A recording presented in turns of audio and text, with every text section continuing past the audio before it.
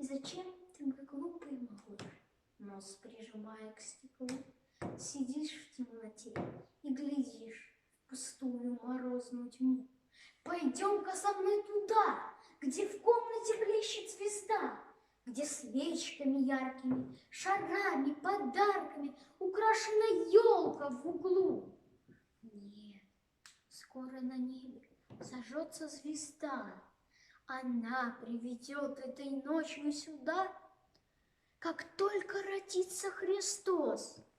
Да-да, прямо в эти места, да-да, прямо в этот мороз восточных царей, премудрых волхвов, чтоб славить младенца Христа. Я уже видел в окно пастухов. Я знаю, где хлев, я знаю, где вол, а ослик по улице нашей прошел.